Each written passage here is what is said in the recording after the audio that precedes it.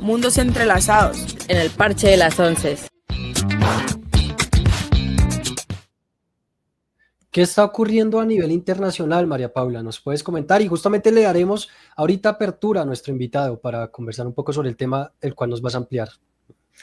Bueno, pues sabemos que durante los últimos meses y semanas hemos visto un panorama político internacional bastante movido que tiene como centro al presidente de Estados Unidos, Donald Trump. Pues sus políticas han generado acciones concretas en varios lugares del mundo, como en Gaza, en América Latina, más específicamente en Venezuela, también tenemos allí roces con Colombia y también en las relaciones con Rusia de cara a la guerra de Ucrania. Entonces, en esta ocasión queremos abordar este tema de la relación entre Rusia y Estados Unidos, em, ya que esto trae varias implicaciones para la geopolítica global, que incluye un potencial de redefinir el equilibrio de poder mundial y la cooperación internacional en desafíos críticos, como por ejemplo lo es la seguridad global y el futuro de las alianzas democráticas, de las que obviamente no estamos exentos como país occidental. Pero entonces, para entender esto, vamos a hablar con Fabián Cárdenas, quien es profesor de Derecho Internacional de la Pontificia Universidad Javeriana y experto en relaciones internacionales, así como en sostenibilidad global. Fabián, muchas gracias. Bienvenido al Parche de las 11 y a Radio Trompo. Hola Fabián, ¿qué tal? Buenos días, Juanja, Jainer y María Paula. Un placer estar con ustedes y con toda la audiencia del Parche de las 11.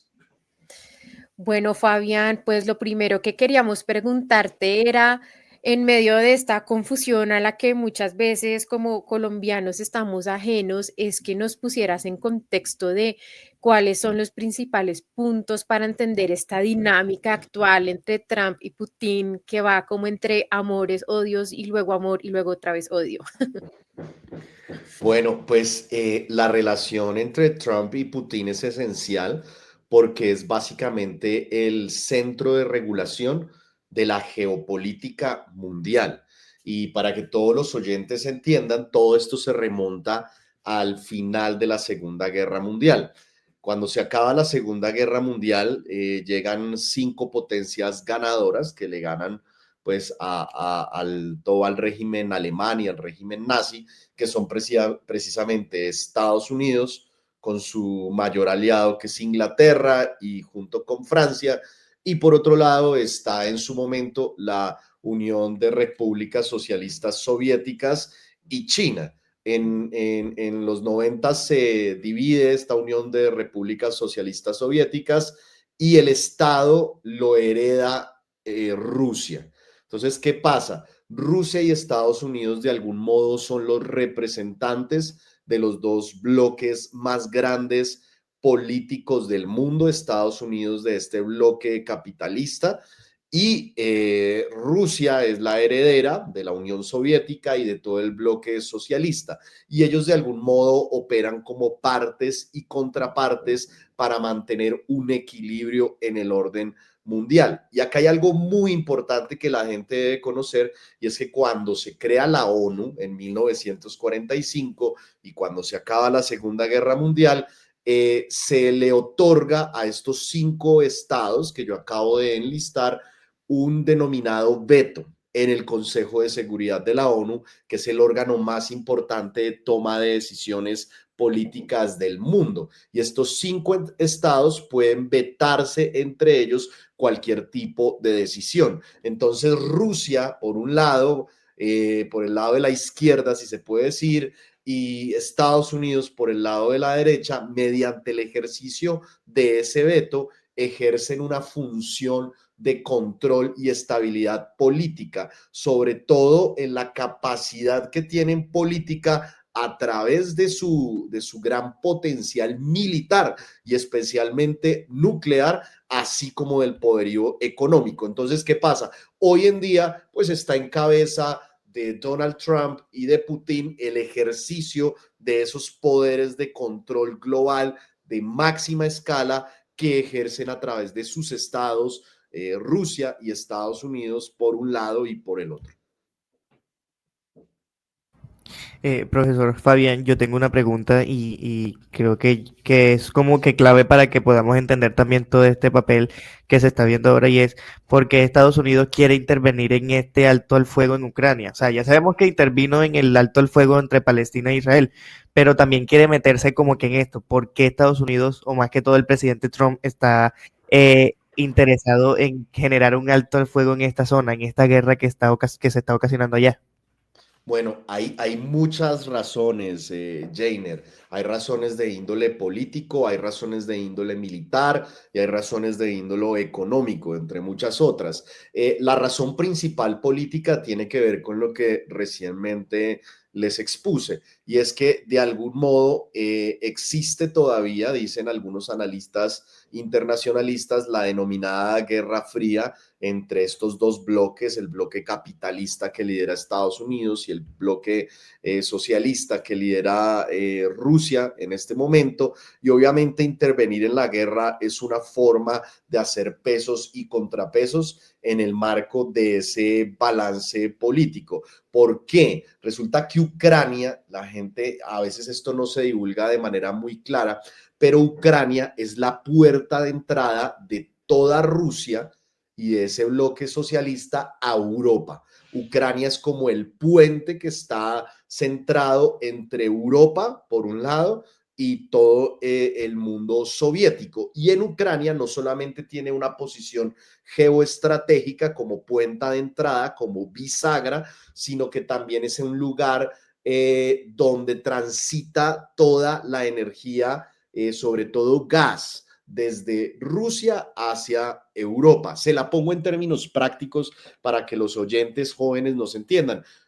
Cuando ustedes van de paseo a Europa y van en invierno, ahorita que van a ir en Navidad, pues Europa está congelada y básicamente la gente sobrevive porque hay paneles metálicos en las casas que conducen gas, y las casas, los centros comerciales, los hogares se calientan con gas, y así es que sobreviven al invierno todos los europeos, desde Francia, Alemania, países nórdicos, etcétera, ¿no? Italia. ¿Y de dónde viene ese gas? Pues, oh sorpresa, es un gas que le vende Rusia a todo el mundo de Europa. Y ese gas transita por medio de Ucrania. Ucrania tiene un valor estratégico. Entonces también ahí viene la otra razón que tiene que ver con términos de económicos, ¿no? Ucrania significa un control prácticamente de todo el gas y un potencial energético para la subsistencia de la misma Europa. Entonces, de algún modo, mantener un poder y un control sobre Ucrania no solo significa traer paz a estas naciones tan dolidas, sino que para estos grandes jefes de Estado, para estas grandes potencias, significa mantener el control energético de los europeos. Eso es gravísimo. Y la última, le digo, el tema militar. Resulta que hay una organización que se llama la OTAN, que es la Organización del Tratado del Atlántico Norte, que yo en clase en la Javeriana, a veces usando ejemplos un poco cotidianos para ilustrar el concepto, les digo que es como una pandilla. Es una pandilla que básicamente consiste en que cuando atacan a uno, atacan a todos, ¿no? Entonces yo le digo a mis estudiantes, es como cuando usted una pandilla y alguien dice, oiga, el que se meta con él, se mete conmigo. De eso se trata la OTAN. Y todos los estados de Europa, junto con Estados Unidos, hace parte de la OTAN, pero Ucrania no. Y el lío en parte comenzó porque Ucrania quería meterse a esa organización que, como les digo, es el parche de bandidos que entre ellos todos se pueden defender. Entonces, ¿qué pasa? Si Ucrania entra a la OTAN, Estados Unidos puede intervenir y toda Europa en la pelea con Rusia. Pero si Ucrania no entra a la OTAN, le toca defenderse solita porque no hace parte de la pandilla. Entonces, esto puesto de manera un poco coloquial. Entonces, por eso es que es tan importante también el valor de Ucrania. Y honestamente, a veces creo que una superpotencia como Estados Unidos no va realmente por los temas humanitarios, por las vidas, sino que realmente van por el valor estratégico que cumple Ucrania. Y le doy un ejemplo, por eso nadie interviene ahorita en Nigeria, que están matando cristianos y están cometiendo un genocidio, porque en este momento no implica una posición geoestratégica, pero Ucrania sí, y ahí es la importancia de ese punto bisagra entre Europa y Rusia. Fabián, mira que hablando sobre puntos estratégicos, justamente lo que representa o podría representar Ucrania para muchas naciones, ahorita justamente Rusia, Estados Unidos, te quería preguntar específicamente por Putin, porque él sí parece estar abierto al diálogo, aunque pues igual lleva acciones poco amistosas, ¿no? Para el mismo Estados Unidos, como probar un misil de última tecnología. O sea, realmente Putin sí está encaminado a llevar un diálogo o no. ¿Tú cómo lo has visto justamente con todo lo que ha sucedido, con esos supuestos acuerdos que al final parecer llegan, no llegan? ¿Cómo lo ves tú, sobre todo por el lado de Putin? No, yo creo que Putin ha demostrado no querer estar dispuesto a ese diálogo, ¿no? La última vez que visitó Alaska, que fue su más reciente presencia en el mundo occidental, llevaba como 9 años Putin sin pisar mundo occidental, demostró que él no estaba dispuesto, digamos, sí está dispuesto a dialogar, pero no está dispuesto a aceptar los términos que quiere poner precisamente Claro, Ucrania exacto. y que Zelensky, el presidente de Ucrania, y que quiere poner Estados Unidos. Entonces, ¿qué pasa? Putin tiene como lo que se llaman los deal breakers, dos exigencias que él no está dispuesto a aceptar. Una es que Ucrania entre a la OTAN. Entonces dice, no, si Ucrania entra a la OTAN, olvídese, conmigo no dialogan. ¿Por qué? Por lo que les acabo de decir, si Ucrania entra a la OTAN, esto significa la posibilidad del intervencionismo militar de toda Europa en la situación con Rusia. Y el segundo, como el deal breaker, que él dice, no, esto tampoco lo acepto bajo ningunos términos, es precisamente el que Ucrania mantenga el control de todos estos pasos energéticos que vienen desde Rusia para Europa, precisamente porque es la forma como Ucrania mantiene el poder sobre Europa.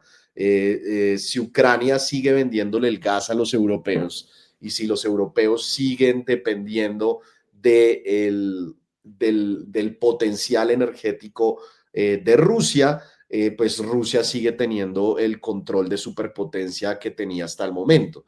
Acuérdense que después de la Guerra Fría, del fin de la Guerra Fría en 1990, hay una gran disparidad ya de las potencias, ¿no? Estados Unidos se coloca como la superpotencia mundial en la economía, Rusia queda con un potencial geopolítico y militar importante, pero económicamente ya no alcanza a tener la misma magnitud de implicación que Estados Unidos. Ante esa situación, para un líder como Putin, pues le resulta fundamental seguir manteniendo en su mano, comiendo a los europeos precisamente de la energía. Y es más, se lo digo así, Trump en su discurso de septiembre en la Asamblea General de la ONU le echó en cara esto a toda la Unión Europea.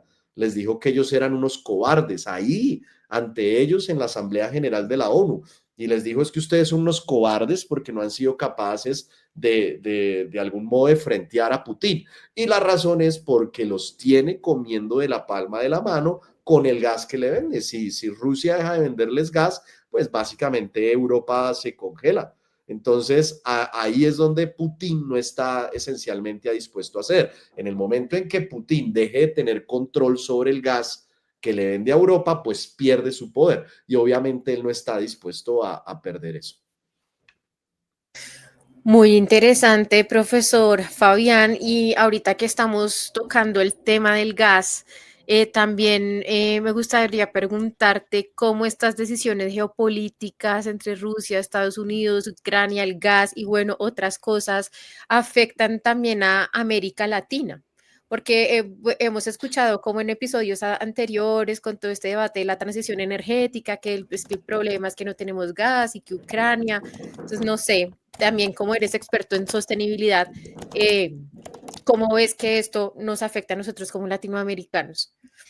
Claro, no, esto tiene unas, digamos, afectaciones de connotación global en todo momento, en principio respecto de temas económicos. Entonces, por ejemplo, ¿qué pasa? Cuando hay una guerra como esta es tan grande en Ucrania y acá todos dirán, pero eso es lejos, claro, pero ellos controlan digamos, grandes sectores de la economía. Entonces, por ejemplo, esto impacta el alza de precios en relación con materias primas. Hay un alza de precios energético también, porque acuérdense que el mercado depende precisamente de relaciones entre oferta y demanda. A más disponibilidad de oferta, los precios bajan. Debido a la guerra, se reduce la disponibilidad de la oferta y los precios suben. Y suben precios no solo en materia energética, por ejemplo, granos, fertilizantes, que tienen un gran control de parte de Rusia.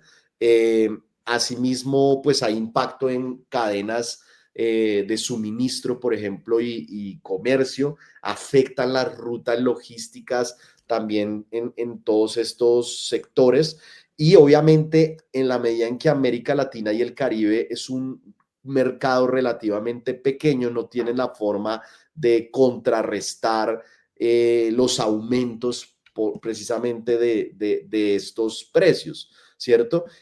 Asimismo, pues en temas de sostenibilidad, esto puede generar oportunidades, ¿no? También, y es porque puede generarle la posibilidad a países de América Latina y el Caribe de fortalecer sus economías, sobre todo, como les digo, en materia energética. Ahí es donde hay una gran oportunidad. Sin embargo, mientras que por ejemplo, en Medio Oriente y en Rusia se siga de algún modo controlando, por ejemplo, la producción energética, sobre todo en términos de energías fósiles, pues obviamente la baja de la disponibilidad de estos recursos energéticos va a afectar gravemente el mercado. Pero yo creo que ahí es donde países más pobres como los latinoamericanos tienen oportunidades de aumentar la producción de energías fósiles, ¿no? Precisamente para lograr que los países latinoamericanos satisfagan ellos mismos su demanda energética. Y les cierro con una perla bien interesante. Yo soy profesor también de Derecho Internacional del Medio Ambiente, ¿no? Y a mí siempre me preguntan que qué pienso de esto, que si Colombia tiene que irse solo hacia lo renovable, hacia las energías limpias, y la gente se sorprende con mi respuesta, porque muchas veces les digo, no, un país como Colombia debería todo lo contrario, aumentar su producción de energías fósiles. Y la gente me mira aterrada, pero ¿cómo así? ¿No se supone que usted es ambientalista, que tiene que es promover solo lo limpio? Yo le digo sí, pero le voy a hacer una aclaración. Y es qué significa la palabra sostenibilidad.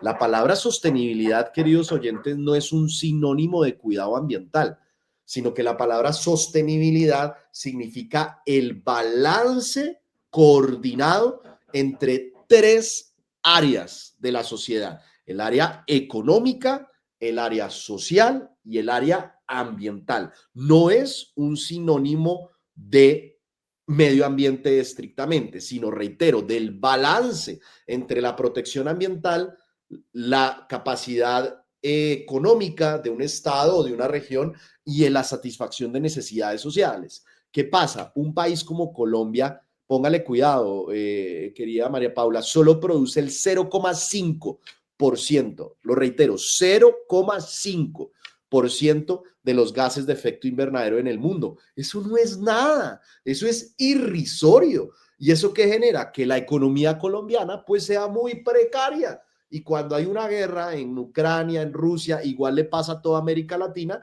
pues quedan envainados dependientes de esa economía. ¿Yo qué propongo? La sostenibilidad bien manejada sería permitir que un país como Colombia y una región como América Latina aumente su economía por lo menos a producir el 0,1% de gases de efecto invernadero para que sea más fuerte económicamente, de modo que sí pueda proteger el medio ambiente y sus economías no dependan de Rusia, no dependan de Medio Oriente, etcétera, etcétera. Pero por eso los países del norte no quieren que las economías latinoamericanas se desarrollen un poco más. Las quieren dejar en un nivel donde todavía dependan de ellos. Y eso no puede ser así. Yo creo que la economía de América Latina sí tiene que mejorar un poquito a fin de que cuando ocurran esos líos en otras latitudes del mundo tengan una sostenibilidad económica. Y por eso también hay que producir un poco más energía en países como los nuestros de América Latina. Pues Eh, profesor Fabián, ¿qué ibas a decir, Heiner? No, sí, yo sí tenía una pregunta porque él estaba hablando de las BRICS, que son estas potencias emergentes en el sentido económico y político, y es que cómo entonces entran ellas a ver o a como a quitarles ese dominio económico y político que tiene Estados Unidos, porque sabemos que Estados Unidos está perdiendo todo ese control que antes tenía con estas nuevas potencias que están poniéndose fuerte en sentido económico y político como Brasil, Rusia, India, China, o sea, cómo ellas entran a quitarle ese poder político y económico que tenía Estados Unidos en el mundo. Y también qué tan equilibrada o qué tan desequilibrada está la balanza en este momento al hablar de qué tanto poder tiene Estados Unidos. Ok, pues lo cierto es que los BRICS, que esencialmente son Brasil, Rusia, India, China y Sudáfrica, son economías emergentes, ¿no? Que ellos decidieron asociarse entre ellos mismos digamos, actuar en bloque. Ahora, inició con ellos, pero ahora se les está uniendo al combo Egipto, los Emiratos Árabes, Indonesia, entre otros, y es fomentar cooperación económica. Yo creo que la idea de los BRICS es precisamente generar una apuesta porque no sea solamente Estados Unidos quien tenga el control económico del mundo. Y por eso yo creo que ha sido tan importante la inclusión de los Emiratos Árabes digamos, en el grupo. Sin embargo, lo cierto es que yo creo que siguen siendo todavía economías emergentes, todavía no tienen la capacidad de autosostenerse como lo puede hacer Estados Unidos, todavía son economías que dependen mucho de lo que Estados Unidos mueva en el mundo, tanto así que le cuento una cosa, por eso Trump logró la paz en Medio Oriente, porque tan no son independientes que una de las cartas de negociación que le puso Trump a los árabes en Medio Oriente era darles oportunidades económicas en la reconstrucción de Gaza. Entonces yo creo que sí es importante que estas economías continúen fortaleciéndose, pero todavía están muy lejos, pero muy lejos de tener, digamos, un mercado relativamente competitivo con los Estados Unidos como para generar tensiones económicas. Y se lo pongo así, para que algo así suceda, yo creo que es fundamental que un China se una a este tipo de grupos de economías emergentes. Sin embargo, fíjense que China curiosamente sigue, como dicen por acá en algunos lugares de Colombia, como Cuzumbo solo, sigue actuando de manera individual en términos de geopolítica. Entonces, la respuesta corta es, sí, funcionan los BRICS, hay que seguir trabajando en ellos, están emergiendo, siguen avanzando, pero están todavía muy lejos de poder tener un músculo económico tan fuerte como para hacerle frente al poderío económico que tiene Estados Unidos. No, profesor Javián, pues muchas gracias por esta ilustración. Tenemos un tema pendiente por discutir en una próxima oportunidad sobre este tema del petróleo y la transición energética, muy interesante. Y bueno, gracias por haber estado aquí con nosotros. Bueno, Fabián, muchas María gracias. Paula, fue un placer, Juanca y Jainer, y un cordial saludo para toda la audiencia. Chao, chao.